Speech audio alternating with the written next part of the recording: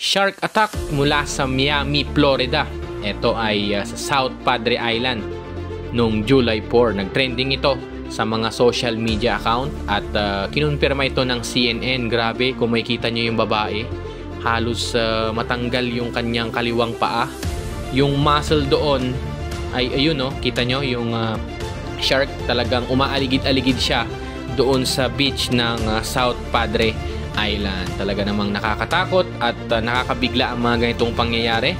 And even tinignan nila ito through the drone and helicopter, ay talagang kumpirmado na umaaligid-aligid yung pating. Grabe, nakakatakot talaga ngayon dito. At syempre, kahit sa tingin natin na safe yung mga beaches, kahit saan man yan, but hindi natin alam kung ano yung mga creature or mga animals na nandyan sa dagat. Ayun, no? Kitang-kita nyo, talagang nabidyohan pa. Dalawa sila. Yan. So, ingat tayo mga Lodi sa ating mga bakasyon at talagang hindi na safe ang dagat ngayon.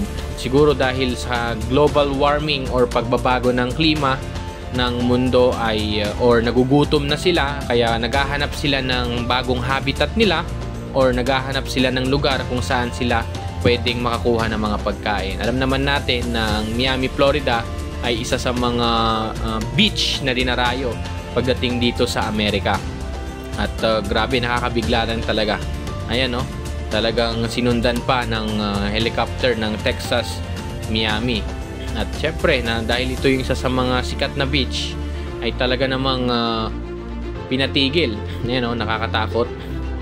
So, yun, kahit saan man, ingat palagi sa pagbabakasyon. Kahit dito sa Boracay, kahit dito sa Pilipinas, kahit saan man lugar kayo, ay mag-iingat palagi sa inyong pupuntahan at inyong bakasyon. Mahalaga na safe palagi. At syempre, tignan din natin yung mga paligid natin. Baka mamaya, papalapit na pala yung mga pating or something creature, buhaya. Hindi natin masabi, di ba? Kasi hindi lang naman tayo yung nakatira dito sa mundo. At alam natin na may mga hayop or may mga ibang creature na hindi pa talaga nadidiscover or something else na kakaiba. Okay? Hanggang dito na lang muna ang ating vlog at ingat palagi mga Lodi. Once again, this is SDK ng SDK DG and this is our trending news for the day. Peace out, yo!